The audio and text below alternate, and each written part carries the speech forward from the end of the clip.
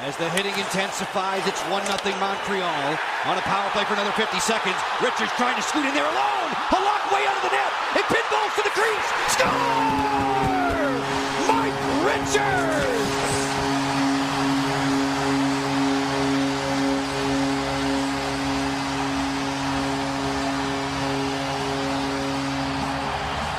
The Flyer captain is announcing his presence as the alpha male early in this one. Big hit.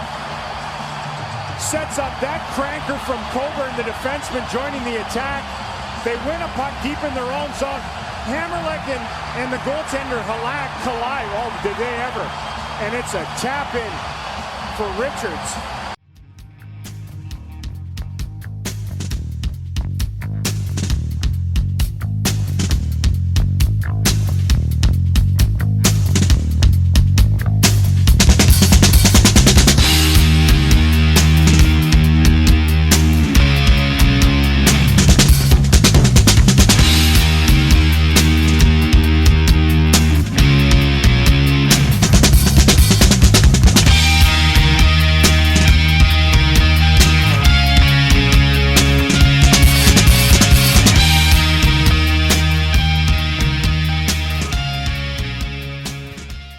Everybody, it's Isaiah. Just reminding you that FlyersNittyGritty.com and the O&B Puckcast are brought to you by Summit Public Adjusters. Hey, do you have damage to your home? Not sure who to call? We suggest that you call Summit Public Adjusters before your insurance company. Dealing with your insurance company can be very stressful. Let Summit take the stress out of the claims process. From storm damage to your roof, to toilet overflows, to broken pipes and fires, Summit gets you the most money for your repairs. So next time Mother Nature leaves you in need of repairs, call Summit Public Adjusters at 215-752-0560 or visit summitpublicadjusters.com. Licensed in PA and New Jersey. And we are back. It is Isaiah. Welcome to the O&B Puckcast, episode number 183. As the Philadelphia Flyers have completed their season, they finished the 7th worst, and they have really cutting right to it. They have a 13% chance of getting one of the top 2 picks, and roughly an 80% chance of getting 7th or 8th pick, and the rest is going to be the 9th pick. We'll talk about stuff like that. And just let's get with the panel tonight. Dan Silver, the great, at DSilver88 cannot make it. He's on work assignment tonight, but we do have, to my left as always, Chef to the left, B. What's up, gentlemen? Looking forward to some playoff hockey starting here. Like to break down the end of this, and as we look forward to the draft, because it's going to be probably it looks to be one of the better ones in a while. So really exciting. Can't wait to talk about it. Yeah, but we're looking forward to that. So we're not going to break down a lot of the nuts and bolts of what this season the Flyers had. I think a lot of other shows have done that. It's never been kind of our concentration. We're like, where does the rubber meet the road as things go forward? That's where we're all focused, and that's what we're going to do tonight. But right before that, just a reminder that the O&B Puckcast is on 12 podcast platforms, iHeart, Stitcher, Spotify, TuneIn, of course, Apple, Amazon Audible, Google. We have a YouTube page. Just plug in O&B Puckcast. And, of course, we have a Facebook page as well. You can follow us on Twitter at O&B Puck, at O&B Puck. We have a Getter account just as a backup at O&B Puckcast, at O&B Puckcast. And if you could rate and subscribe, we do appreciate it. If you subscribe, follow, whatever, there's never any charge. And it moves us up the charts when people are looking for Philadelphia Flyer podcasts. And without any further ado, he's with Off the Post. He's with sportsallergy.com. He's always on Sirius XM NHL Radio, and his name is Russ Cohen. How you doing, man? Good, Isaiah. Hey, Chef. How are you? Good. Okay, so I don't know if you got a chance, if you were actually down there today when I was John down there. Tortorella. Oh, yeah, okay. So, and Danny Briere did their end of season exit interviews and things like that. And if you could just give us a synopsis, your takeaway from each one of those presentations, the things that really matter, So from the Tortorella side, he said about 25% of the same stuff he said all year from start to finish. Was a little repetitive. He still talked about subtractions, which is fine. Of course, teams are going to do that, and they're no different. He backtracked in my mind on D'Angelo, kind of saying, yeah, you know, there's issues, but sort of hinted that they could work it out. My guess is that's probably because after everything that happened, maybe they tested the market and maybe the market wasn't so good for D'Angelo. So that's my guess because, you know, at first, remember on D'Angelo's breakdown day, he said he really didn't know what it was. And then by the end of that conversation, he's like, yeah, but I'm not going to talk about it. So he did know, and he does know. And it's one of those situations where Tony does something, the group gets mad, and Tony's like, I don't understand why they're, you know, and it's like, and he's never going to get that. So that, you know, they sort of, I feel like they backtracked a little on D'Angelo, maybe to save face on that. But they had to mention it because who the hell gets scratched for 5 games to end the season? Nobody. Like, just nobody. That doesn't happen. So there was that. You know, he wouldn't talk about players by name. Fine. I mean, you should. It's the end of the season, but he won't. So, you know, when he's talking about Hayes and such, and that's fine. Briere spoke more about Hayes than Torts did. End of the day, Torts was like, Danny and I just spoke. We're good. That's a little alarming for me because, you know, it's one thing for you and your coach. That's my cat, Anna. There's one thing she's very unhappy about what went down today. I know. There's one thing for the coach and the GM to be sort of in lockstep, you know. But when the coach sort of acts like he's got really great influence with the GM, it's a little off-putting. Only because if you think about it, they're going to be bringing in a third person here. And so now that third person, if that third person's like got a different take than the other two, they're going to be fighting upstream. I know what that's like just being in a corporation. So I feel like that's a disadvantage as to who they could get in that position now because, you know, it's not going to be easy to find somebody that has the exact same point of view that these two do. And not to say Danny's not going to have any disagreements with Torts. Of course he will. But the idea is right now they're pretty set for the moment. And they don't have this other person hired. So there's that. Danny still has the interim on him. So there's that.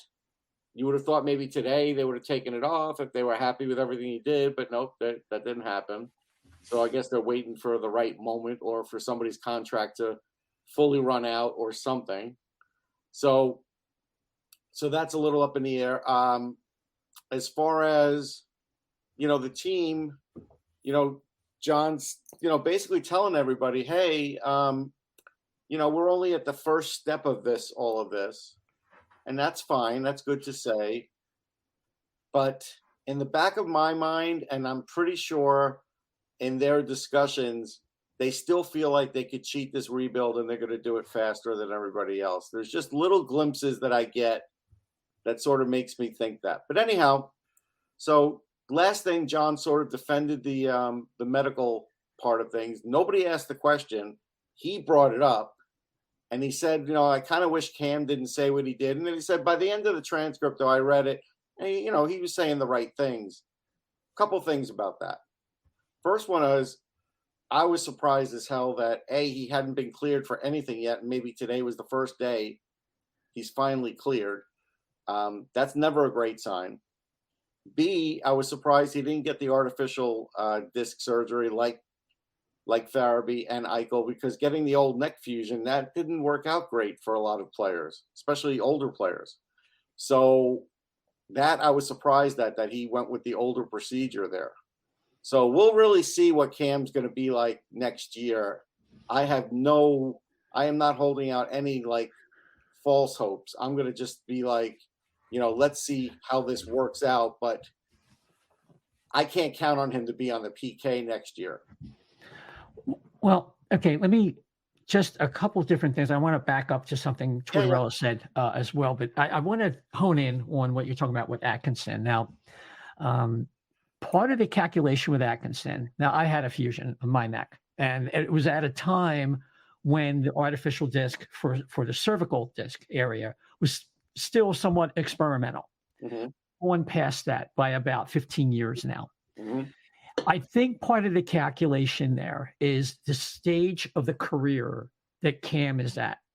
And the type of injury he has with what they call, the neuropathy or radiculopathy. So he was losing muscle in his tricep, the back of his arm. And some of it might have had to do with the fact that he had very little time to make a decision.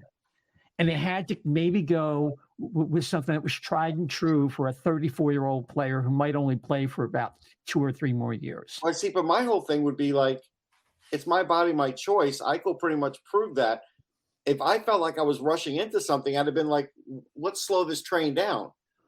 But he was going to lose function in his arm. That was the point. And that can happen. Because I remember I ran into somebody who was wearing a neck brace, and they had just seen the doctor at Jefferson, and he saw Sidney Crosby, and he had a very definitive diagnosis. His name escapes me. But this guy told me that had he not had an intervention, he would have lost use of his arm, or his arm never would have fully came back. And when I read the transcript of Cam, I got the impression that Cam was in that circumstance where he had to make like a 72 to 96 hour window decision. Sure, but then why not fall on the side of the new technology, just feeling like, hey, that's going to be better for me in the long run regardless? There might be some things that we don't understand that might need to happen as a result of that. And that hazy area, that nebulous area. The whole thing's hazy. Let's be real. Yes. So the thing I did want to talk about that, but also what I felt. All right. So based on what you know, based on what I said, based on when I spoke to some other people, just hockey writers, when they know guys have had this done, how can you feel confident that he's going to be like part of the PK and right back in there at the start of next year like he's lost nothing? I don't subscribe to that. I don't know what his other surrounding disc health is. That's a big factor, because if you have a lot of bulging discs around it, then you could have that adjacent segment. Yeah, because I have a bulging disc. I won't get it operated on. I've had it forever. Yeah, but I mean, if you're having a herniated disc and you've had it fused, then that means the segments above and below are now going to be under more pressure. And that's the downside of getting a fusion, right? So that supports what you're talking about. When you get the disc replacement, you had the natural, flexion that you normally would get, and you're losing that. Yeah, I can attest to the second part of what Isaiah said, because currently I have C5, C6, C6, C7 pressing on my cord, and I'm going to have to make a decision pretty soon. Okay. And what they said also too is it's going to factor in. It's always wait as long as you can until you have to, and then you do it. That was always the mainstay. But now that you have these other extraneous factors, like I don't know what his are, I know what mine were, but it's at the point where the other disc will end up getting weak above and below it because of that when you get a fusion. So so that like at his age, that might have been, he's significantly younger than me, even though, but age probably factored into it a lot. Cut French fries, that's when you feel it. Oh yeah. Anytime I put my head down, I feel it. I do it too. When I put my head down for too long, it's too long, and I have to realize that now, and that's just what I deal with. Yeah. 40 years in the restaurant business on my feet, standing with my head down, cutting or working tickets or making food, and that's not a good spot to be in. So no. Yeah, but I mean, to summarize, I think you have to take it on a case-by-case basis and match the procedure to each particular patient. Okay. And I think but generally, I think the disc replacement is really state-of-the-art, and that's still have concerns. Even after all of that discussion, I still have concerns. That's all. There's no doubt. Absolutely. I mean, I have as much concern about Couturier, but I just want to back up to Tortorella, talking about how sensitive players are to just being coached, and that the accountability bar still isn't there quite yet. Well, he's accountability. So we'll talk about that. So again, it's not like John has reinvented the wheel on how to coach, right? He's been doing the same coaching for a long time now. I've covered him for multiple teams. Like, I know how he works. And I get it with the group setting thing. And I also get it that his door is open. But not as many guys take advantage of the open door as you think, because they also know it could affect their playing time. They also know that sometimes it's not worth it, right? And I've always been in situations where you could tell when a guy says, I have an open door policy, meaning anybody can come in for anything, anytime, and it's fine. Or you could say, I have an open door. But that's like also the open door that once you go through this door and open it, there may be another door that opens that you don't like. Yeah, it's called the trap door. Yeah. I feel like that's the open door policy of it. And so that's fine for him to say that. But I also, based on when the players' transcripts came out, saw that there's not a lot of contact between guys that John doesn't feel like are going to be regulars on the team or guys that he really loves their play. And he sort of leaves that up to the assistants. So, like, if you come up there, and even like Danny said today, Lixell came up, it wasn't that good. It wasn't that good for Lixell because he never got a chance. He'd play one game on the third or fourth line. It was either or. He'd get 8 minutes, 9 minutes, and he'd play a game or two, and that's it. Like, he never got 5 games in a row. So those kinds of things, when you're sort of not in favor with John, that's where the communication, I think, is bad. And, and players said so. Like, the fact that Kevin Hayes had no idea where he stood at the end of the season is odd. It's just odd. I'm going to go rest my cat. The thing is, yeah, sure. The thing that gets me, though, there, and it supports Tortorella to some degree, is if you look at the dichotomy between Kevin Hayes and what he did when he was criticized versus TK, who walks through that door. Kevin Hayes doesn't walk through the door. TK does. Wanted to know. Kevin Hayes knows already the preconceived notion that the coach has in his head. Kevin Hayes also knows that he took the position away from him that he liked. So that's a reason why. Now, I'm not going to back Kevin Hayes because I think he has floated out there at times, and I think John didn't like that. But at the end of the day, if you do want to trade Kevin Hayes, and Danny said there's a lot of value, there's not a lot of value because of that contract. The contract negates the value.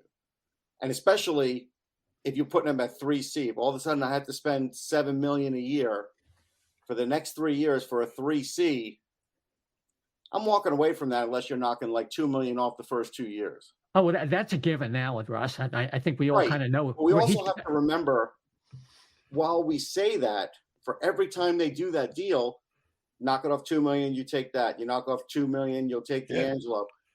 It's going to still keep them in cap trouble to some degree. And they're only going to be able to replace so much because they have like 4 RFAs and 3 UFA spots before creating these new spots. And it's not like they're going to be flush with cap space. No, but you heard Elliot Friedman. He said, Tony D'Angelo, they just want him to recompose himself differently. Well, okay, my answer to that would be, when have you ever seen that? How long into his NHL career will it take for that to happen? I feel you. When I think it's like they were asking about Tony, and I think what you said, and Wade described it perfectly, because I think they were ready to kind of like, okay, we're done. And then we looked out there and they got their face bashed in. Nobody wants them, and they don't want to buy it out for the reasons you're talking about. Yep. Yeah, I think they're going to trade Hayes, and they are going to eat $2 million. I don't think there's any doubt about it. But with 1 year left of Tony D'Angelo, it's probably not worth it. And that's why they're in the rebuild, because they have the contracts. That's the biggest reason why they're in the rebuild, and they can't. And that's probably why they're going to have to trade some players they like, guys like Scott Lawton, because you probably get a first round. Trade Lawton. At least not yet. Now, here's another thing. Yeah. And then we'll get into the Danny part. The part that makes it hard, even for John, is that based on where you are in the rebuild and where the contracts align with the cap causes problems. So, in other words, you've got 2 more years at Konechny. if he plays at the best of his career like he is doing now, are you going to have the money to give him a raise? Like in 2 years, maybe the cap goes up another $4 million, so $5 million from today. That's not enough to pay for Konechny. So, and maybe you lost 1 or 2 other contracts, but then again, still other guys will be up and you'll have to pay them, Carter Hart being one of them. So are you going to do that? Provorov has 2 years left. Let's say Provorov plays his best 2 years. Are you going to give him the raise? Or, you know what I mean? Like there's he's not coming back, but I hear you. Here. Yeah, and the problem is they're actually going to have to get worse if they really want to get better, because they're going to get worse. They're not telling anybody.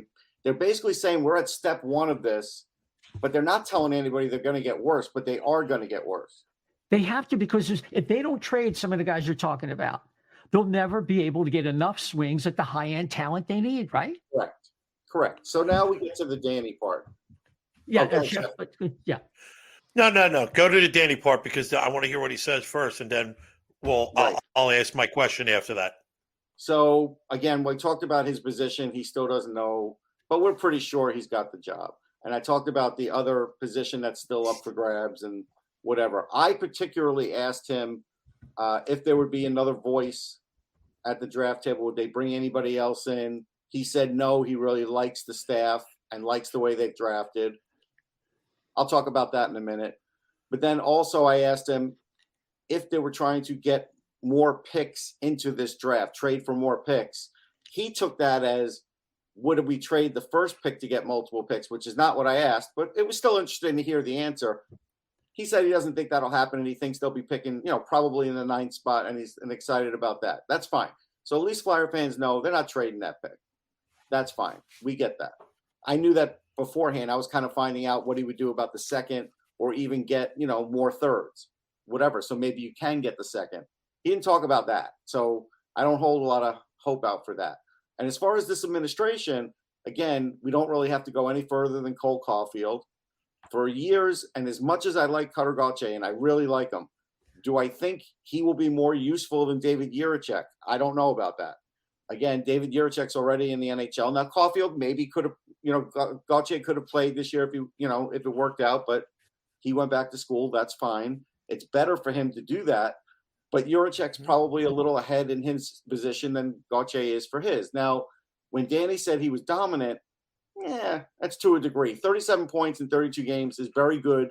It's not dominant. Adam Fantilli, a year younger, that was dominant. Dominant in the playoffs, dominant all the way through. Like, that's Agreed. dominant. So I only bring that word up, not to parse the words, but to show the over simplification sometimes, and maybe even the way the group thinks about their players compared to the rest of the world. I have to, because a lot of times when a group is in a bubble like that, they are in just that. They're in a bubble, and then they find out afterwards when they walk out from that bubble that it's a different world out there. Do they think that, or is that just the presentation that they're making for either us? Or. You take it however you want. I know for a fact Gauthier is a terrific player.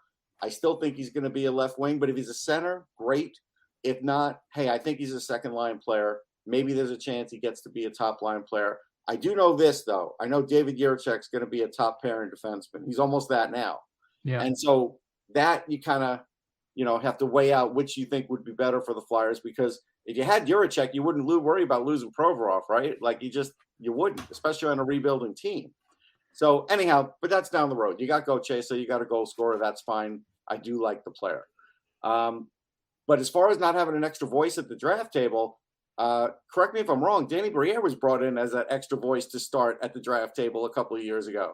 So the fact that he's not doing that when he was that guy is a little odd to me. And it's a little closed off, because if nothing else, if I'm a new person coming into this job, even though I've been in this building for a while, I'm bringing in someone else, and I want him to look over the scouting, and I want him to look over everything and talk with the group and say, hey, I see what you got here, but you know what? You could be wrong about this player. And I kind of have this guy drafted, this guy ranked higher, and this and that, and this and the other.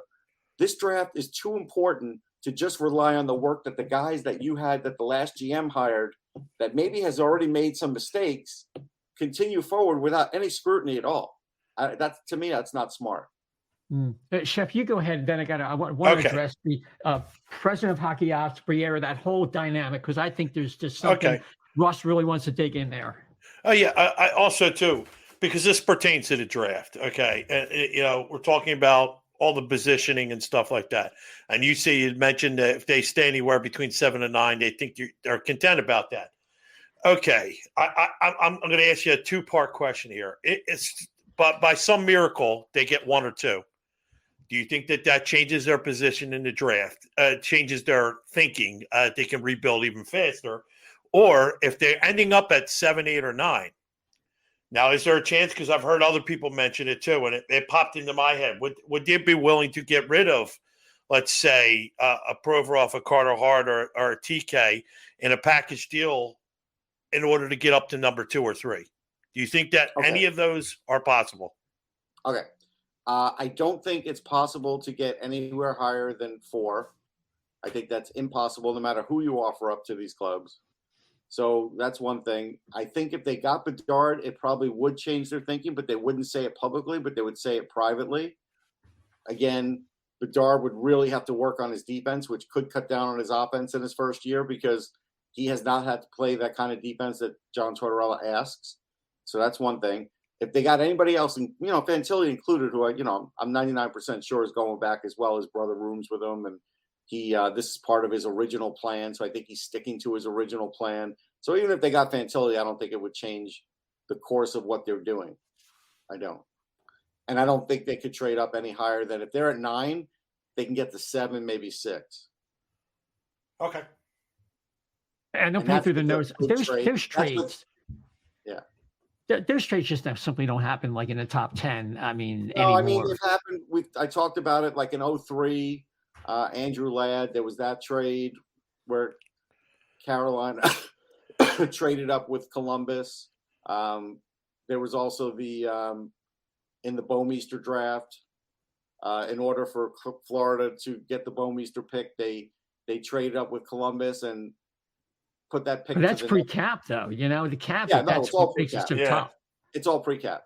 So yes, if you want to say, since the cap, no, it doesn't happen like that, and GMs will pretty much tell you that. So I wouldn't worry about that. Okay. Yeah, it's a good question. People, it's wishful thinking. Well, you keep hearing it floated around out there. Well, they could do this, and everybody's an armchair GM sitting here behind their computer. Hey, so am I. So we. Yeah, I will tell you something semi-complicated, but I do ask around too, right? I am friends with agents, and something that here is, I think, has been misdirected. Has been a unintentional misdirection. So with J.O.B. in that second round pick, right? Yes. Even Danny said today they're still trying to find out about it. I think when it got slipped that, hey, the Flyers want that second round, and Friedman said it could be a second rounder this year, that's only if J.O.B. decides I'm going to be a free agent before the draft. But what is his motivation to do that and help the Flyers when they really haven't cared about him at all and told him right away that he's not going to be a part of it? Why wouldn't he just wait? Why would he do that to help them? So and obviously he hasn't done it yet. And Danny laughed at it and said, we've been trying to get the answer. And I think the obvious answer is going to be, like most years, 99% of the time, it will be in 24. Yeah, he would have to file for free agency and then get approved by June 1st. Correct. And that rarely happens. Correct. So I think that it's safer to say that second round pick for a compensatory pick will convey probably almost certainly in 24. Right. So let's leave that one alone for a while, because I think that's where that stands. Even Danny realizes that, I think. So fine. So there's that. So they're not replacing the second round pick. 99% sure of that, unless a miracle happens. Definitely. That's the thing. That's before we get into J.O.B. I do want to talk about that and Matt Brown and Matt Brown. Sure, let's just do it now since we brought it up. Okay, sure. So if they didn't want J.O.B. simply because they were getting a second round pick, I think it's misguided. I think J.O.B. proved himself well enough. I don't like the thought that you have to be a point a game player in your senior year or you're not worth anything as a college hockey player. I think you saw that deflection goal that J.O.B. got was pretty great. That was a big deal for BU at the time in the playoffs. and he's in a the center, Frozen Four. and you lack centers. So if nothing else, even if he's going to be a depth NHL player, he would help you at times in your center problem. But for whatever reason, they don't want him, so he's not going to be there. So they get Matt Brown, a smaller guy with good hands, who skates well, who's not the greatest hockey IQ, and kind of wonder, can he score the same way that he does now, even in the AHL, where it's going to be harder to do because he does go in close a lot. So I don't know. So for people that are sort of saying, oh, look, see, they got Matt Brown instead of J.O.B, that's the wrong way to look at it. Because J.O.B moved around in that lineup on BU because they asked him to play a lot of different lines in a lot of different spots. And so sometimes he was playing with Kaplan, sometimes he wasn't. People were like, look, Kaplan's better than him already. Okay, but Kaplan didn't score in the playoffs, did he? J.O.B did. So I think Kaplan got an assist or two, which is fine. But I'm just saying, O'Brien scored a key goal. So let's not just toss this guy aside and say he has no chance just because the Flyers deemed it that way. I don't think that's fair. I think they're just kind of measuring the second round pick versus the odds of J.O.B having some kind of NHL impact. But I'll tell you this much. Okay, so let's measure that. Yeah. So if he's a right-handed Scott, like a coach against him, right? In the NCAA. Hockey East. Yeah, Hockey East. That's it. Okay. Sorry, I'm not up on my NCAA divisions. Hockey East called him a right-handed Scott Lawton. Yeah, I don't think that's that far away. Okay, well, here's the rationale. So, in other words, and like a good GM is going to be able to get them, extract them from this circumstance that they're in there. Is going to say, well, gee, we're going to have to trade some guys. I mentioned earlier, if you think this guy has potential, along with Denoyer and Cates, if Cates ends up as a center, to play that defensive third, fourth center role, that may make a guy like Scott Lawton, who's on a very good contract, Swiss Army knife, very well regarded, good teammate, solid pro. He could get a first-round draft pick. If not now, maybe toward the trade deadline now. So if you're thinking ahead, maybe signing J.O.B positions you to trade a guy like Scott Lawton so you can take another swing at a first-round talent, which is what the Flyers are starving for right now. If you're in a true rebuild, which I don't think they are, if you're in a true rebuild, I don't see a problem with that because O'Brien's not going to play in the NHL this year, no matter what, even whoever signs him. Yeah. So I think that the thinking on that is sound, and there's a chance. Like it's a 40% chance whether a second round pick's going to hit or not. And I think when you have a guy that at least had a nice college career like he did, and he's already in the AHL, to me, in my mind, and I've debated this with people, there are people that disagree with me, of course. To me, you still have a little bit of higher chance of success with that AHL guy now. Okay. All right. But that's right. Like they made their choice. I don't know if Matt Brown will ever be anything other than an AHLer, and that's fine. If he helps Lehigh, then that's okay. There's nothing wrong with that. But there's better college free agents out there that I don't know if they're trying to get or have, just not even bothered. And that may be because Tort's saying we got to subtract before we add. So maybe Torts is like, I don't want you adding anybody to the NHL roster. And I don't know what's happening with that, but he has said it that way again today. So that's what he makes me think about. Yeah, Chef. Okay, so you just talked about Torts subtracting. That's in one of my notes. Like there's we obviously know there's some like with Hayes and all. There's some guys we know JVR is not going to be back, but there are some guys that the younger kids like Allison, Frost, Lazinski, all the Cates. They Allison and Lazinski got one more year, but like Frost and Cates, realistically speaking, out of all the guys that are expiring, I think you got Brendan Lemieux too. I think he was brought up once and said first thing game. Give high marks to today, so I doubt he's going to be there. Yeah. So we're talking about subtraction. What do you see going out of these younger guys who kind of overperformed this year? I think. Well, I mean, Allison could be going. They still have to decide what they want to do with him because he was on a 1-year deal, I think. So. And he's going to train in Toronto, and they want everybody training in Philly, so maybe that'll rub him the wrong way. So that's one thing. With Cates, again, do we know he's going to play center for life? No, we don't know that. So that could change things as far as where he sits in the lineup. He's safe, but he's going to get a decent contract. So that's something else. As far as Frost, same thing. He's going to get a raise. They'd be crazy not to keep him. They'd be crazy to bridge him, but they might bridge him. So there's that.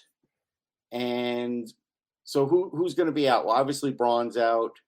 Obviously, I think that Lemieux is out. I think they wanted D'Angelo to be out, but after today, maybe not because of circumstance. I think Sandstrom could be out for Ersan. So that would be a change of sorts.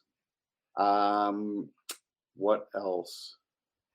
In the forward positions, maybe there would be a change in the fourth line. I don't know if there'll be anything great. But the thing is, when Torts is just talking about backfilling, and again, he's not the GM, so he's going to ask the GM to do this. I'm assuming, like Danny did finally admit, yeah, we could use some help on the left wing. Well, maybe that even could be Cates if somebody else takes center. But maybe they're going to get a left winger. Maybe they'll get a penalty killer. But there's clearly just going to be on the cheap. These are going to be guys that, are 2-year deals, who maybe guys who haven't even proven themselves in the league yet, sort of like Bellows. Maybe they're going to trot them through. But that's the other thing about college free agents. You could sign one now, and if he's accelerated, you could have him for the next couple of years, and maybe he's just part of your stepping stone part of the rebuild here, because you still need players for that too. Yep. Well, you need band-aids. You need inexpensive players that will get you through. I think if they make the decision to move on from Provorov because it makes them, able to get a pick that they want, or a young player, maybe capitalize on another Tippett type situation if they think they could identify something like that. Briere talked about Provorov in very good regard. Provorov talked about Briere in very high regard. I don't think they're going to do that, because I actually think they're smart enough to realize there's nobody who can replace that position right now. And does that matter to rebuild, Russ? I mean, still, even rebuilding, do you want to hang York out to dry like that? Like, you have to have suitable partners. If you even put Risto in that role, that now changes what was a pretty decent year for him as far as rehabbing him to going back to now he's going to have to do what he did in Buffalo, and he's probably not that guy. Yeah, so you have to be careful with that. I tell you, Sanfilippo said he's out of here. Who is? Provy. He said the player's ready and the team is ready. We'll see. We'll see. I mean, I don't know. I get the vibe. He definitely will have some value, but again, and I like the player. I agree with what you're saying, but in a rebuild, you got to swing for the fences to get that talent. You do, but there's also this thing. So I worry about this team with conditioning and skating, and you now want to get rid of their best conditioned athlete. You do, and he is. Oh, there's no doubt about it. But hands down, he's also not a very popular guy in the room either. Well, I don't think it's as unpopular as has been portrayed. I think people respect Ivan Provorov, and how could you not with the work ethic? If you don't like his game day antics, like I didn't love it, that's fine. And he definitely got a little frustrated this year. I think players are allowed to. He did that last year too, but it didn't affect his job. He still did what he wanted to do. Now, was he as good as previous years? No, but neither was the team. He still doesn't really have that set partner that he's been searching for a couple of years. So there's a lot of figuring here. And so if the Flyers think they can get, and it wouldn't be in this draft, but let's say they can get a first and a player, they better be sure that both of those things, that they have a plan for that. Because again, now you're going to talk about, Risto and York, and then, what's your second pair? Now you're going to maybe bring in a cheaper defenseman, some veteran guy that helps fill one spot on the second pairing, with Sanheim, and then you're going to have either Adard or one of the other guys and Sealer on the third pairing. And defense is something Torts talked about, because he knows that he has some forwards that he believes are coming. And we don't know if Forrest will be ready for the NHL next year. You hope. Yeah. But the idea is he can at least see on the horizon where there's a chance that a few of them are going to make it. Denoyer, same thing. We'll see. We'll see when he's there for a long stretch how that works. But defense is harder to do in this league. It's harder to predict. It's harder to draft. It's harder to develop. And you have to have pretty much a veteran for every young guy that you have out there. You can't have like 5 young defensemen out there. Now, Torts said an oxymoron today because he's like, we have to get better on our own end. We have to do this. But I want to see more young guys break into the lineup. Well, how's all that going to work, John? And it's just, there's no locks. There's no locks on defense. He said that. Right. But that's not the way it works, though. Because the more young guys you bring in, the more mistakes they are going to make. As an example, so Cam York, have you looked at his shooting percentage lately? I know it's low. It's really low. What does he have? 1 goal this year? 2? I think he had 1. Yeah. 1. So did you think he would get more than 1 before the season started? I did. I'll raise my hand. 2. Yeah. Yeah, 2. 2, yeah. So the problem is, I think, twofold. I think when he put all of his interest, because Torts wanted him to be on the right side playing the opposite side, I think it derailed other parts of his game. And I think when he was playing on the power play, he kind of, I think, diverted back to when he was with the NTDP and didn't do as much shooting because they had guys with unbelievable shots on and became a passer. The problem is the Flyers don't need a passer at the point. They need a guy who could shoot and get it on the net. And now he has to work on that because he couldn't do that this year. He couldn't do it effectively at all.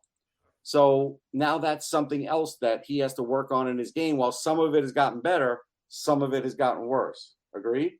Yeah. No, there's no doubt. When a kid is there and he's trying to develop certain habits so he can stay at a certain perch in the coach's eyes, then he sacrifices other things. Mm-hmm.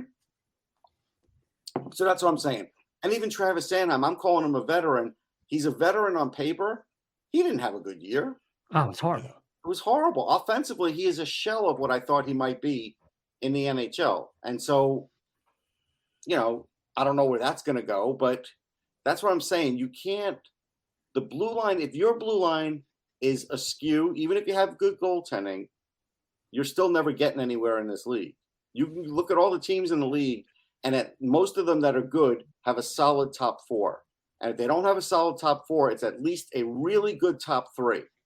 Flyers aren't there yet. No, I haven't liked their defense since, I don't know, 2010 or 2012 at the latest. Yeah, you can say in the bubble with Niskanen, and I'll allow that. I'll take that too. But other than that, yeah, I remember we thought Myers was something. But listen, I don't want to pass over something. I think conceptually with the Flyers that I think is so flawed, and I don't want to overlook it because you're a good guy to kind of examine this. You've seen teams put together. You've worked a lot with Shane Malloy, who has really strong opinions about how organizations should be put together professionally and all that.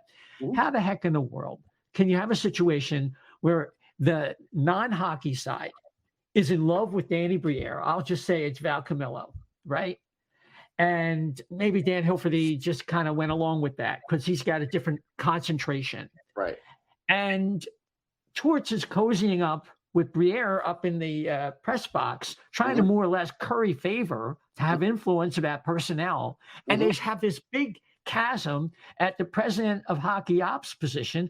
And what kind of what kind of alpha male is going to want that job? I don't see think many. It will be an alpha male. I think it will be somebody that's malleable, does all the right things publicly, that's either at the end of their career or towards the end of their career or very new in their career. That bothers me.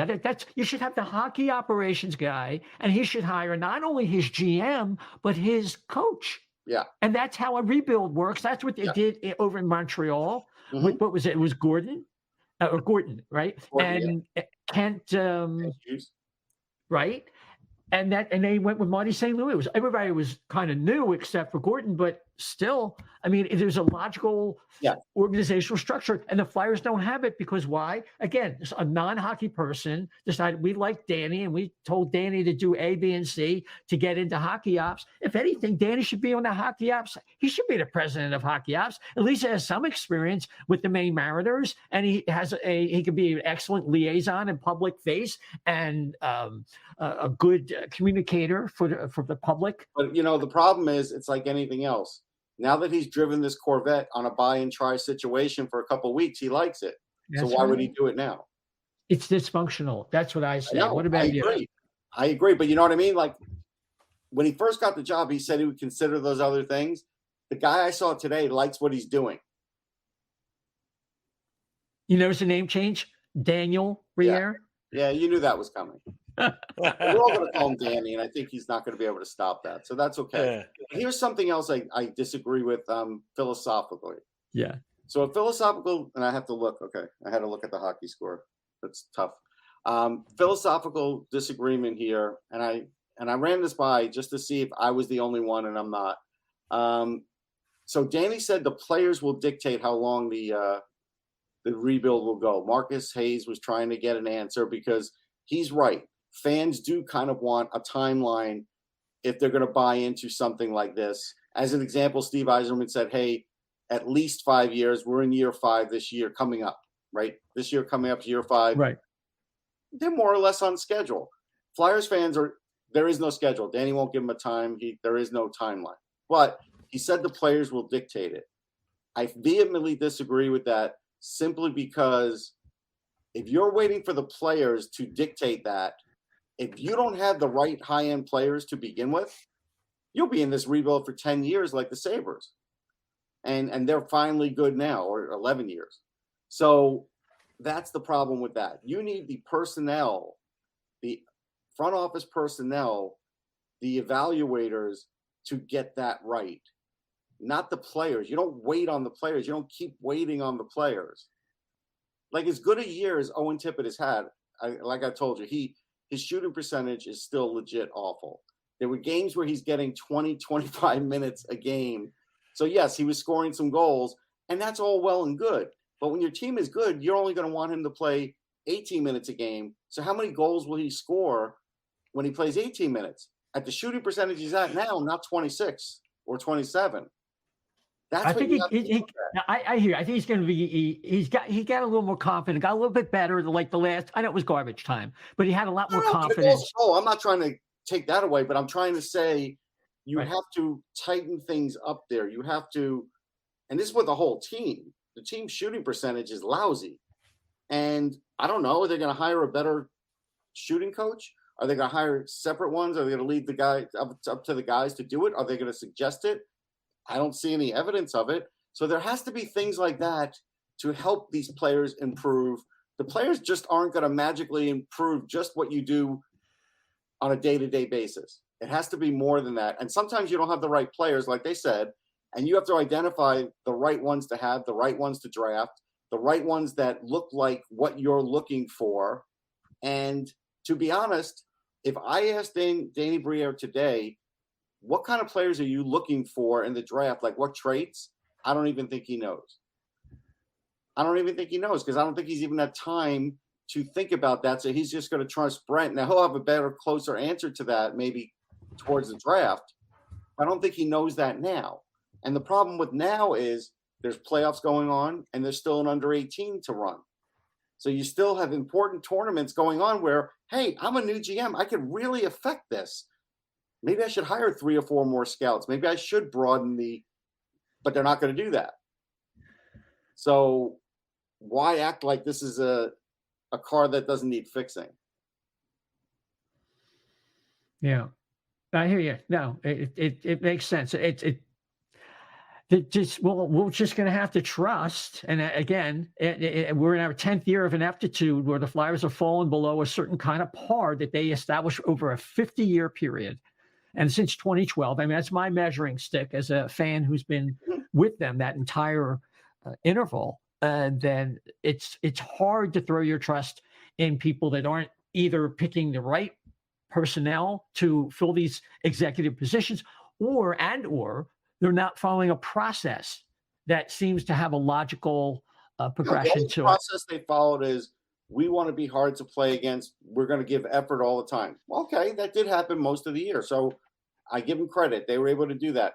But to me, that's the most basic of what you're asking a hockey player to do when you sign up for a contract. Like that's basic. Like, if, I was I was a line cook, right? So Chef would understand this. So as a line cook, you didn't have to think. You didn't have to do anything. If I was working for not Bennigan's. What's the other one? Houlihan's. Houlihan's. They already had it set up. I didn't have to think about anything. I looked at the salad. This is it. I do this, grab that, move it on. If I'm making, if I'm putting garnish on a hamburger, I do this, that. I'm not running the grill. I'm not running anything. In smaller places, I did it, but in that place, I wasn't. There was a plan there, and they already tested it, and they already knew how it worked. That isn't happening here. I said, God, I love the restaurant references. I'm really into it. So, that was a Hula Hands in Roosevelt Field in the 80s. And Billy Joel used to hang out in that mall a lot. I used to work in Just Shirts, too. I was in management after a while because I didn't like going home smelling like food. And Darryl Strawberry lived there for like a month when he hurt his thumb with the Mets. So he would sit close to the kitchen and drink a lot. So, yeah, that's one of my – I have other restaurant references I can give you over time. Like when one of my favorite Jets, Greg Buttle, I was learning – I went in there to be a cook, and the guy who was teaching me, he showed me how to cook a burger, and he started a grease fire. He freaked out. He had no idea how to put out the grease fire.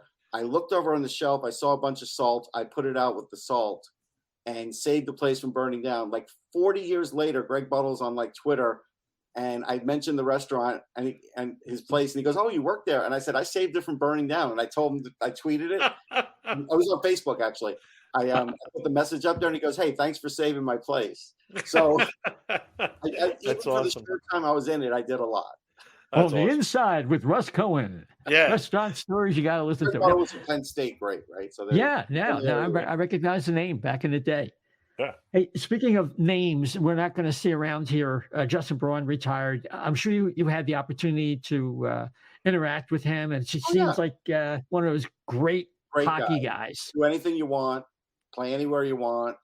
Just tell me what to do. Left side, right side, didn't matter. Tried to make the Rangers better last year. Maybe didn't fit right. Came back, did whatever Torts asked him, played on the wing. So, I mean, yeah. He's a guy that will be missed because he's a good locker room guy. Like any young guy could come up to him, talk to him. So that's a guy that will be missed. Yeah. Now, is he somewhere like over the years you've seen guys transition like Lappy, and I'm sure we're going to talk about Lappy in a little bit about how the job he did in Lehigh. But is he somebody because well liked, well respected, gets a lot out of the people he's played with, his defense partners? Is he somebody you want to keep around? Maybe harvest as somewhere like either a coach in the minors or maybe someday eventually a bench coach in the NHL? Is that something you could see with Braun? Yeah, if he wants to coach in the minors, that'd be great. I think one of the mistakes the Flyers have made in their player development was just bringing in guys that were former players that had no real experience. Nick Schultz, Sam Moran. These are good guys, don't get me wrong, but you've got to have some real skilled guys there too to work with, like the Mike O'Connells, who really are gifted at what they do if you really want to get things going. And so far, there doesn't seem to be any appetite to change that. It's a shame. That would be that could be a wasted opportunity there. Well, but I agree with Russ. I mean, you might be a good person, but you have to go get experience. Just like at Briere, you can say what you want about him, but he went and got his degree. He got some experience in Maine. Right. So at least he put himself in the conversation and he had some pedigree. Yes. Instead of just walking in and goes, "Oh, he's one of our guys. Let's fit him in somewhere, round peg, square hole, get in there." Yeah. But so Ian LaPerriere, now a lot of people are kind of walking back some of the impressions they had of Lappy, and I mean, apparently they intend to, whether it's Alan McCauley or not, they intend to have a full-time employee, somebody running, being the full-time GM in Lehigh Valley. And they need it. Okay. Well, did Lappy, in spite of all that kind of chaos of the year, did he do a little bit a better job, do you think? Marginally. I mean, again, if you look at the long-term situation for his coaching there for the last 2 years, maybe he's got 2 players that he's graduated, Cates and York. There's a couple more that are close.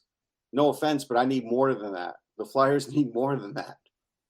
So I got and again, the problem with Lehigh, and we're going to find out very soon, is how many of those AHL lifers are going to take away spots from guys that could actually develop in the playoffs instead of just being there sort of watching it? And that's another situation too. So I don't worry about the Tyson Forsters. I do worry about other guys on defense. There's a load of guys. Now you brought in Brown. Where's he fitting in? Or is he gonna sit and watch, or is he gonna now play? And if he now plays, does that take away time from Lixell or other guys? There's guys there that you truly need to develop in the next year or two that should get priority for playoff time. Like, I didn't even like that they sent Zayd Wisdom to the ECHL. I'll be honest. I don't think they gave him a fair shot this year. I know there were times where he struggled, but then there were times I was watching tape on him and he looked pretty good. He's a guy that 2 years ago they were all raving because, everybody had to play in the AHL. And I warned people, hey, the goaltending stinks in that league this year. It was watered down. Experience, but it's okay. But you go now tell a 20-year-old that he's going to the ECHL instead of playing with Lehigh that he played 45 games with in the playoffs, and he's taking that as a demotion. I'm sorry. He's not looking at that as a positive development in his career. So I think those kinds of things, there's a numbers game going on in Lehigh that I don't love. I've spoken to other writers about it, and, they nodded their head at me like, yeah, we're a little worried. We'll see how that goes. Then I'll tell you how Lappy did at the end. Okay. So you try to back off on, playing Garrett Wilson and Cal O'Reilly. You can play. Look, there's only so many of them you should be playing, right? Obviously, Anisimov's helping guys develop. Play him. You want to play Wilson? Play him. You want to play O'Reilly because he's captain? You have to play him. Belpedio, do I have to play him? Do I have to play him every game? No. What is he going to do for them for their career? Do I have to Bellerive? Yeah, Bellerive. Do I have to play him at all? Like, you know what I mean? There's other players here that desperately need this time. So we'll see. It's only a 3-game series. So, if they lose the first one, what are you going to do? Now you're going to he's probably going to fall back and play most of the veterans, right? So It's a worry. It's a legit worry, I think, but we'll see. Yeah. And they're all in Charlotte, right? Yes. Yeah. Because of the travel restrictions in the league. Yes. Okay. Oh, that's fun. Yeah. That's checkers for you. But don't worry, they get the last change on like the middle game, I hear. Woo-hoo! There you go. Okay. Hey, that's something. Emile Andre, is he a contender for an NHL job next year because of his pro experience in Sweden, or we got to calm down a little bit? No, you have to calm down a little bit. Let him run the power play down there. Let him be the number one power play guy. Let him play the penalty kill. Let him play 20 minutes a game. Let him do that for a good 40 games because at some point the Flyers may look at it, especially if they trade Provorov, like, hey, we're going to need a top power play guy. And maybe he turns into that top power play guy, but still like a number 5, sorry. You know what I mean? Maybe he turns into that in his career. So if you want to turn him into that, let him get a lot of reps on the power play down there. Don't even bring him up. And again, the Flyers power play was totally disjointed at the NHL level. And by the way, it doesn't look like there'll be any coaching changes. So very similar to the AV situation where you could see there was obvious problems in the coaching. Clearly the power play is horrible, right? And it's not great in Lehigh either. And so what are they going to do? They're going to keep the same coaches and say, well, it's personnel. Don't worry. And, that doesn't fly well with me either, but it doesn't seem like there's going to be any changes. With Brad Larson getting let go, I was thinking maybe there's a possibility that if he doesn't latch on and get another head coaching job, because maybe he just had a lot of bad luck. I mean, his relationship with Tortorella might open up something for him here, and Tortorella might have a change of heart, but it doesn't seem like that would be the case. The way Torts talked about his coaching staff today, I can't imagine he's making changes. Yeah, I know you're not a Rocky. I said he's making changes on purpose. What's that?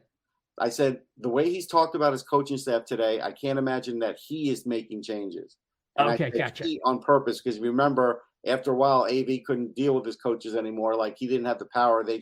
Fletcher just took his coaches away. Briere's not doing that to Torts. Right. Not and that's part of Torts and Briere. That's I don't know.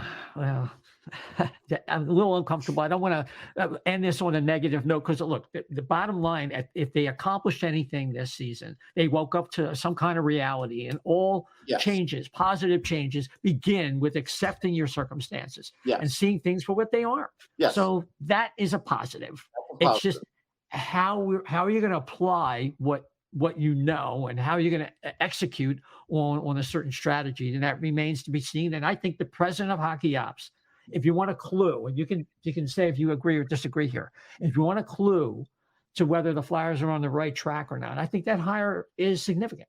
It is significant. I agree, because I, again, would prefer there to be an outside voice the same way I would prefer somebody with AHL or at least some level of GM-ness, and I made up the word because this is where my brain is at. It's okay. For any level. Al McCauley is a good guy, but he's never been a GM anywhere. Maybe he was a Pee-wee GM, but it doesn't matter. The AHL is kind of a difficult league, and to start your first foray into management in that league is hard. If you notice, Danny did it in the ECHL because it's a lot easier in the ECHL. The AHL is not the place to start for somebody, I don't think, who has any experience. I would rather have somebody very experienced. So then I know for sure that the management part's really being handled, and also the player development. Sure, McCauley is with player development, but he's been here with player development, and they've had trouble with player development. They're acting like player development's great now because a couple of guys made it. Cates was going to make it anyhow. And York, okay. So you developed York, but I mean, that's really all the developing that's happened. You want to say Tippett got better? Okay. You want to say Konechny got a little better? Okay, but Konechny's past the player development age, really, right? You're really talking about those younger players. So McCauley was here already for the whole year. So, you know, how do I even know he's that good at his job? Yeah. Well, I know he's friends with Danny. Or Daniel, sorry. Well, if one thing I can say is over the years, I've been in that, I guess, position where I wasn't hired by the person that eventually took over as GM at that level.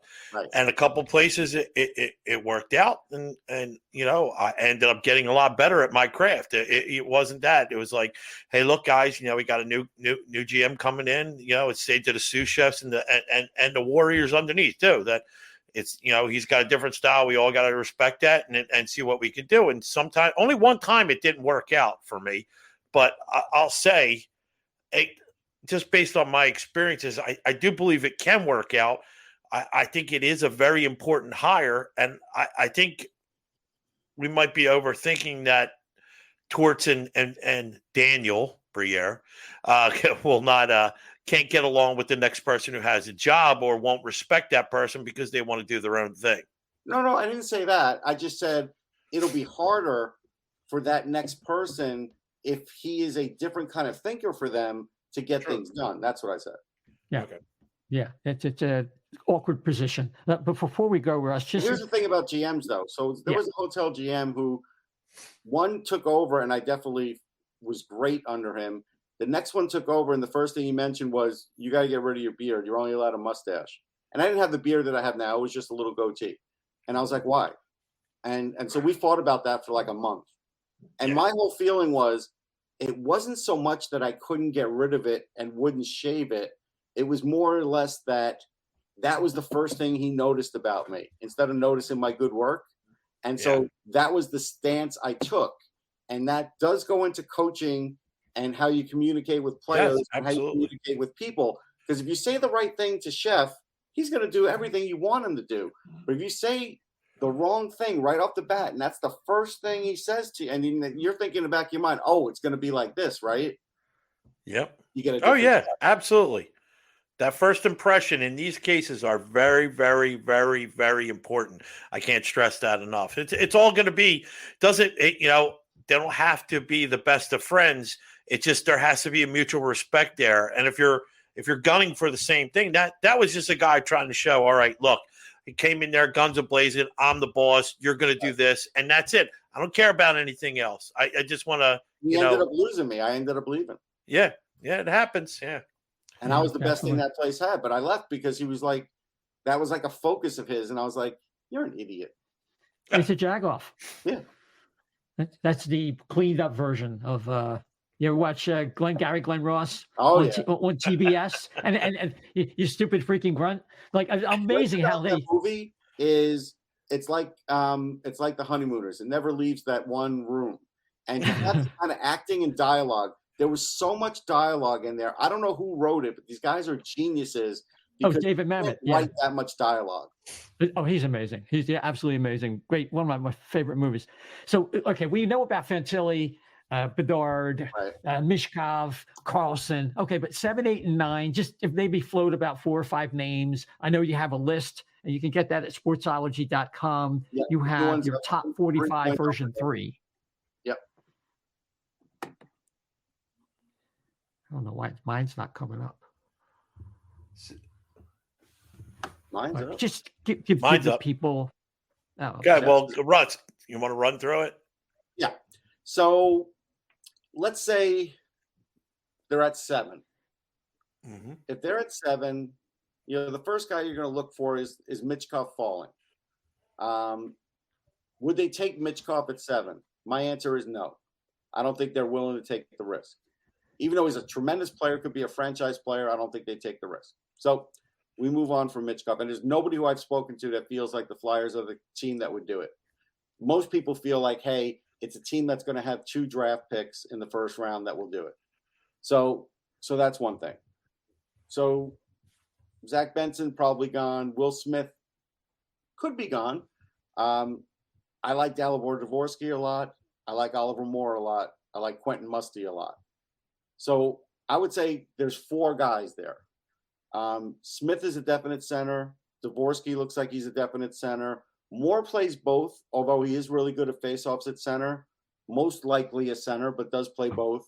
And Musty is a big left wing with actually good speed and just great overall play. And he's actually a local Buffalo kid. He's really going to shine. Like at the Combine, he had a lot of goals this year for Sudbury. Very smart player. I think he's sort of redefining. When I wrote for EP Ringside Elite Prospects, I wrote that he's sort of redefining the power forward. So you have those guys.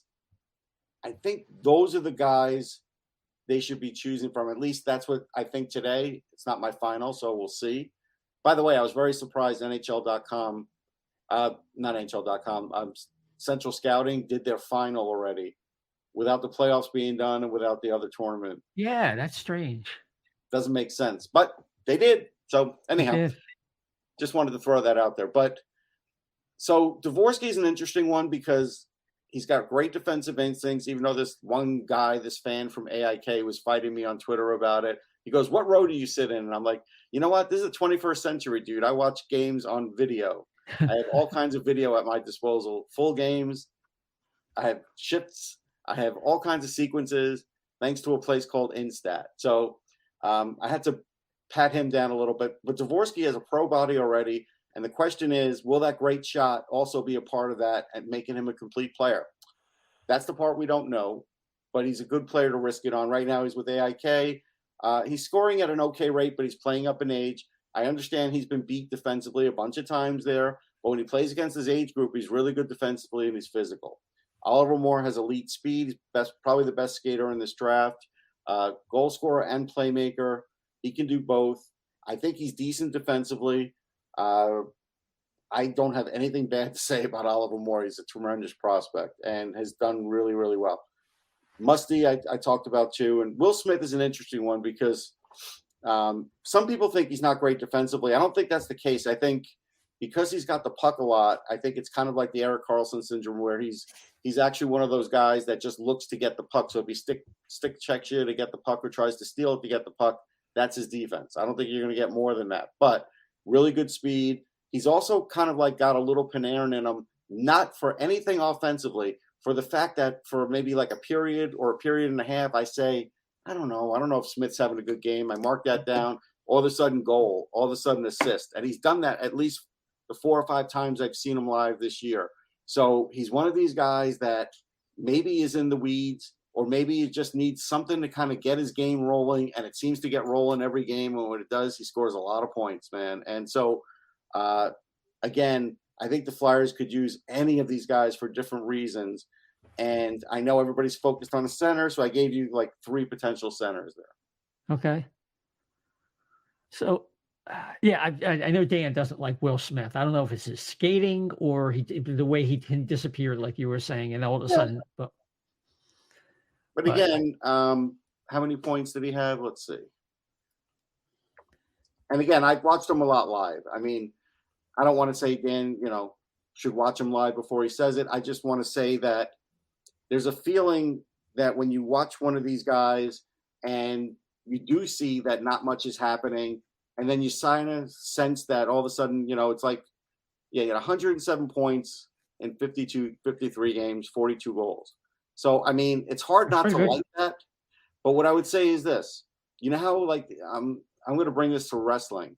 You know how like there used to be those wrestlers where they would start like Ricky Steamboat would do it when he was like badly injured, and he'd be holding the ropes and he'd start pounding his foot, and you'd start sensing something was happening. And what's his name would do it too, Dusty Rhodes, right? And he'd start doing the arm, and then all of a sudden he gets it all going. Like hockey players don't do it like wrestlers like that. But sometimes hockey players need a little something to rev them up to that next level, and I think that's what happens with Smith. And for the older crowd, Chief J Strongbow. Chief J used to do that. Yes. Just do that. Yes. Yeah. I like Chief J. Even though he was a guy from New Jersey, right? But whatever. Really? I mean, some of Barry McAllister-Cluna was probably from Hoboken. Parts unknown. Yeah, parts unknown.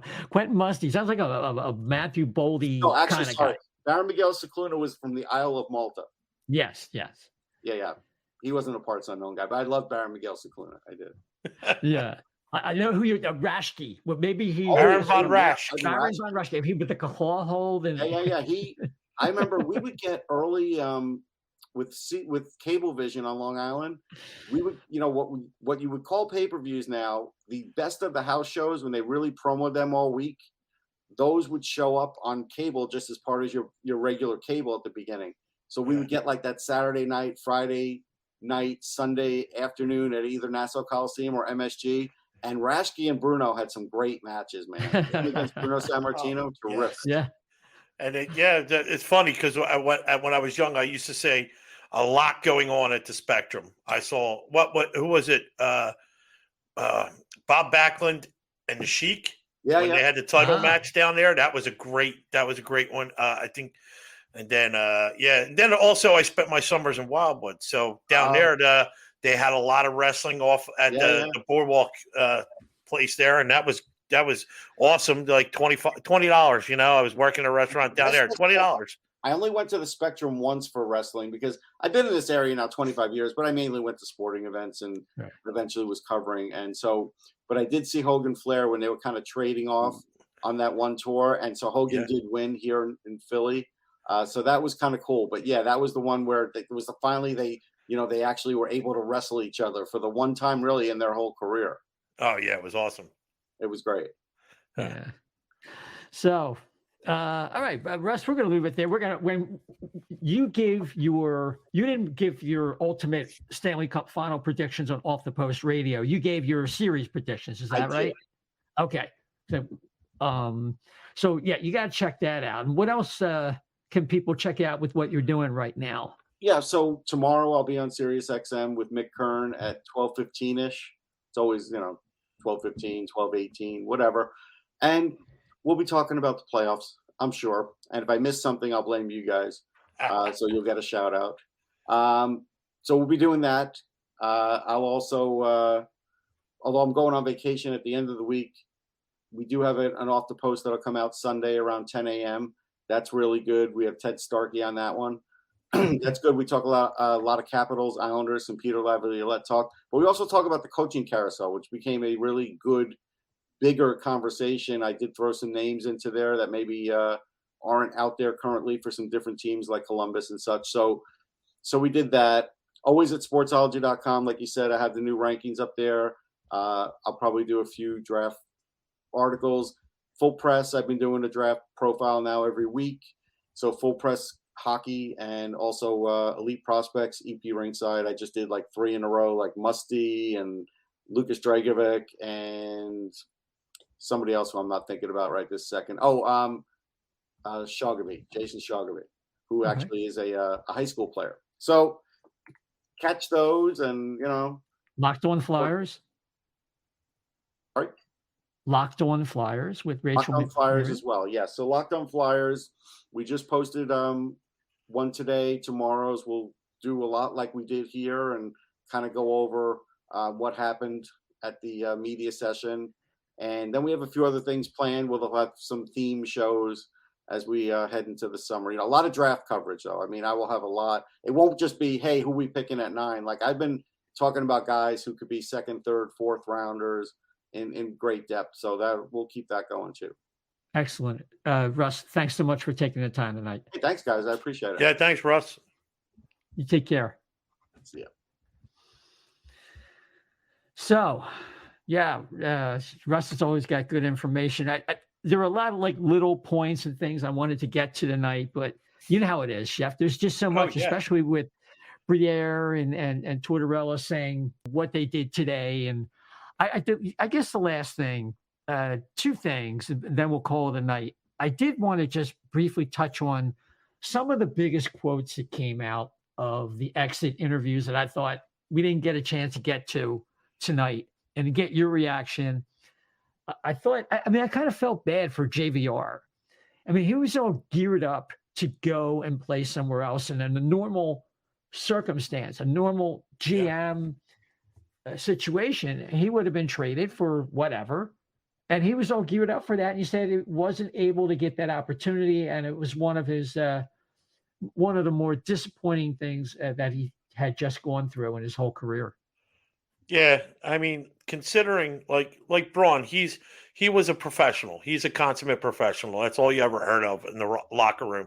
Was he always did things the right way. He always did yes, and to see, like he knew he was on his way out. He knew this is his last year, and he accepted all that, and he was fine with everything. And for not be able to get anything back at all, that's an embarrassment. That's just horrible. That's horrible work on Chuck's part. I think too, I think you said it a couple times. You had to read the market out there. You need to move earlier than he did, and he just sat there waiting for people to go, "Oh, I got stuff. And deals can come to me," and look where it got him. Yeah, I mean, look, JBR could have helped that along by being more productive. So we've got to tell the other side of the story. But the fact of the matter is, even if you get a 5th or 6th round draft pick, just something so it doesn't look like you're totally outfoxed by everybody and left. Like I said at the time, musical chairs, you're left standing. Yeah. So Kevin Hayes, I really don't know what else to say. He knows he's not going to be here, and I don't know why people think he's not leaving. The Flyers have no choice. Yeah, I mean, they're going to eat the contract, and nice guy, but it's the roots of this are Nolan Patrick didn't make it, therefore they had to go out and get somebody under the mistaken belief that what they ended up being 20 in the 2020 season was who they were going to be going forward, and of course it all fell apart. Yeah, and also too, let's not mistake. Like that, it was a certain point in the season he just gave up. He was in and out. Even when he was in the lineup, he was still in and out. There were games that I was calling him out on early on in October and November where he was going back and forth. It was like, oh, he would have. I said, in fact, I think I tweeted out there. Imagine what kind of he almost had a career season on a season he hardly even tried. Now imagine what he could do if he tried. Now he could make himself even more valuable to other teams that actually would want him. If he's that unhappy, you kind of want to I've always stuck it to people who always told me I wasn't good enough or whatever, and I would work twice as hard to prove them wrong. And in this case, it didn't seem like there was any incentive there to do any better. It's hard to argue with that. I just his response and like I said, the difference between how TK responded and how Hayes responded. And I do disagree with Russ here. I don't think that John Tortorella is the same guy today that he was in Tampa Bay, Vancouver. I think he changed to some degree in Columbus, and he brought some of that to Philadelphia. It may not be everything that we want it to be, but I think it is a little bit better. And Hayes is part of incurring the wrath of what Tortorella used to be, maybe. I don't know if that's the best way to put it. Yeah. Kim Atkinson, the whole thing about the medical, where he got bad advice. Boy, I know what that's about. I mean, I got 10 different opinions on my neck, and I'm sure you had quite a few on yours. And here, someone's career is at stake. But now he feels like that the medical people here are doing a better job, or they're rebuilding the trust. And like, this is a guy who spent all the time in front of the mic who didn't even play this year. Yeah. Now here's a question: if I remember correct, was it the Eagles guy that actually did the work on him? Is that what I remember? Boston College Eagles. No, he went to see a Dr. Carroll from BC. Okay. And he worked on other professional athletes. I think the article would have said something about a local, doctor or someone who works on the Eagles. But he was told he needed surgery. He may not be able to play again. Yeah. And then he had surgery 3 days later. And that's what I was trying to say. I don't know if I was clear as I wanted to be, that there's sometimes there's an urgency that doesn't give the doctor the choice of procedures. So it gets into the weeds technically about, hey, normally you could have had the replacement, but because of the circumstance that we're in, you have to get the fusion. Yeah. And it might have been like, we can't line you up with a guy who could do a replacement. I don't know. Yeah. I or who knows? You don't know the extent of the injury too. Sometimes you're not a candidate for it. And that's just the way it is. There's certain things, There could be contraindications for getting a disc replacement that neither of us are aware of. And certainly we're just patients to get cut open and poked all the time. With nerve blocks and stuff. So Provorov, I definitely think he's out of here. I mean, he was better this year. But my opinion, go ahead.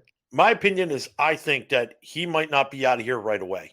I think he might be a trade deadline thing at the end of, at next season. I think that's where you can probably get the best value for him, because like you said, if you're in that position, and I think also too, a lot of their decisions, I think they have an idea of what they want to do in this draft and with this team coming up.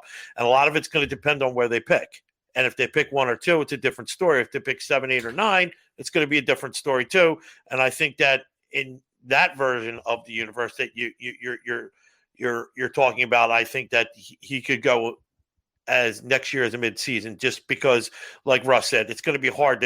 You're going to have to put people out there to carry minutes, and they don't have anybody else on the team that it can make everybody look even worse. Well, that might give a better draft pick for next year. So, I mean, again, you got to weigh these things, right? Which is why I talked about trading Lawton, trading Connected, trading Hart. I mean, if you don't get that top talent, and I saw an article recently, I forget who it was. I think it was a tweet thread by Alex Appleyard, who substantiated that you generally have to have a top line center, a top line defenseman, right? A top pair defenseman. And if you don't have those players, he went through the cup winners. And even with the exceptions, the players that didn't even fit that description, like an extra in the case of Tampa, was Stamkos. Mm-hmm. He was like the 4th best player. So that's how definitive it is. If you have a Kucherov who was when he was healthier, one of the top 10 players in the game, and then you have Hedman and Vasilevsky, who are 1-2 at their positions in the game, you generally have to have a top line player in like the top third of the league at center or defense or in goal or some combination, or you're not going to make it. So I'm saying trade as many people as you need to trade, take the steps back, and hopefully you'll draft and develop the right guys. Or you have to get lucky in the draft, and you get the Flyers take Travis Sanheim, and then I guess about 10 spots later, Boston drafts a generational, not quite generational, but near generational player and certainly scorer in David Pastrnak, who apparently the Flyer scouts wanted. Yeah. It all depends on where. Well, you got to have brains with the picks too. So, I mean, we all know what happened way back then. There's no reason to rehash it. And like I said, it comes down to make the to pick for the best possible player, you don't have to be the smartest guy in the room. I think that's a popular misconception that, hey, I'm going to get this guy and that's projected 72 because he's going to be really great. I'm going to make him 12. Sometimes it's just they overthink it. Well, I mean, it depends how you're weighting or how you're prioritizing the players. I think J.O.B. is a good example of that. And, you take a swing at talent. Don't take a swing at being, like you said, finding a diamond in the rough so you can walk around printing your feathers. What does that do? It doesn't do anybody any good. Now he's going to be a free agent, and probably next year Flyers probably won't get to that second round pick to convey until 24. But maybe by a miracle that won't happen. But so we move on. Last thing. D'Angelo, I don't know. I don't know what to think about that. That to me seems like an automatic buyout candidate, but maybe they have a taker for Provorov and they feel like they can only strip away so many veterans. But the whole situation with not dressing a guy for 5 games and then putting out, let's be honest, Freeman and Marek have basically been mouthpieces for the Flyers front office for like a little bit now. Yeah. And to say that, well, we have a plan for Tony. We just want him to compose himself differently. I don't know. It doesn't make sense. I don't know. Maybe it's just a lot of propaganda. It's silly season, and the Flyers are throwing a lot of stuff out there to confuse people. I don't know, but I don't understand. So, well, what I never understood, and maybe it's just me, because as from a strategy point of view, and it did Chuck no good. He wasn't good at it. I mean, I would never talk about like, oh yeah, I would talk about how everybody is valuable in our organization, and that's it. I would not say anything else. I don't want people to know my weaknesses. I don't want people to be able to go, oh, he's trying to unload Tony D'Angelo, because they're happy about. No, we love the freaking guy. Yeah, no, he's part of our future plans. Can you say that when you didn't dress him for 5 games in a row? Oh yeah, wait, can you? It'll be difficult. Let's say like, no, look. We know that there were differences. Tony stepped back, blah, blah, blah. He's part of our future plans. We believe that. And you have to be able to sell it too. I mean, we were talking about wrestling. That's Kim Fabe there, baby. You gotta sell it, I guess, but the 5 games off is not exactly a prop chair. You know what I'm saying? Yeah, that's true. So, but also too, listen, yeah. A lot of people are going through playoff by playoff. All I can say, I think it was episode number 164. I made a Stanley Cup prediction in the beginning of the season, and I'm sticking with it. I'm going to say, because they're both in the playoffs, that the Rangers are going to play the Avalanche for the Stanley Cup, and the Rangers are going to win. Yeah. Now, do I feel as strongly about that now as I do then? No, but I'm not going to change it just because I don't know, it doesn't make sense. Yeah, I'm sticking with that. Rangers will win the Stanley Cup over the Avalanche. Already missing Gabriel Landeskog will not play at all during the playoffs. His knee has not responded, so they're already at a deficit, and I think they're banged up all over the place, really. Yeah. So I'm going to disagree with you because I again on that same show I said that I would have the Canes and Abs play each other. And the Canes would be victorious. And I'm going to stick with that. In fact, I think the only one that was a real surprise to me that wasn't in there that we looked at and we talked about, Calgary just fell to crap real fast, didn't they? Boy, they just disintegrated. So, I mean, Brad Treliving's out too. Yeah. And I know, and here's the funny thing. I mean, it was so funny because they got decimated by injuries too, Ottawa. But Ottawa hung in there to the end, and they thought they had a chance. And I think we had Kevin Durso on for that show, correct? Yeah. And we both thought the same thing. I don't know if you did. I don't remember, but we were talking about how they could be that team that wild card. If everything plays good for them, that they could steal a wild card spot away from Washington or whatever. But who knows? It wasn't them. The goaltending just wasn't going to be good enough, and the defensive goaltending, but the goaltending in particular. 2 points on that. I just want to Cam Talbot. If the Flyers make a move and they want a veteran next year, if they trade Hart or they need a veteran for whatever reason, Cam Talbot might finally end up here. I'm not saying it's good, bad, or ugly. I'm just saying it could happen. Mm-hmm. And Brad Treliving could be somebody who the Flyers look at for the president of hockey operations. So I think Don Maloney's in charge of kind of cleaning that whole thing up. But it's just food for thought. I've heard his name here and there. Not strong candidate, but somebody who could be in consideration. All right. Interesting. All right. Chef, we're gonna call it there. So where can people find you on social to catch up with your thoughts about the Flyers and whatever you might have on your mind? Oh yeah, we'll be tweeting out because I got a couple all these games taped tonight, so we'll see. I just set to DVR for like 7 hours to make sure you don't miss any lane because you never know what's going to go in extra overtime. So, right. But yes, I will be tweeting out at Chef to the left B, the Chef to the number 2 left B, and I'll be talking about the playoffs. It's always fun. It's the best playoffs that there is out there, any sport, hands down. Yeah. And it's one of the ones that I try to watch every single game of every team because it's just so entertaining. And it doesn't matter if you're emotionally invested in one team or not. It's just great hockey. Yeah, absolutely. You can check me out at Isaiah, ISAIAH_520.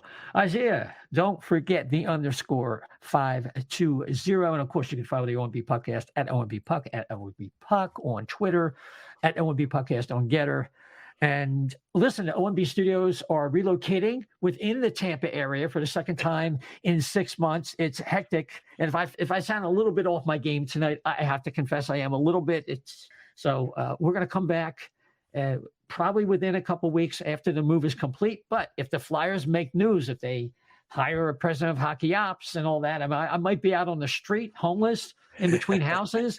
I might be in a taxi. You never know. We'll get a show together and give you a reaction, and maybe Mr. Silver will be available. So we hope so. All right, everybody. Until next time, take care.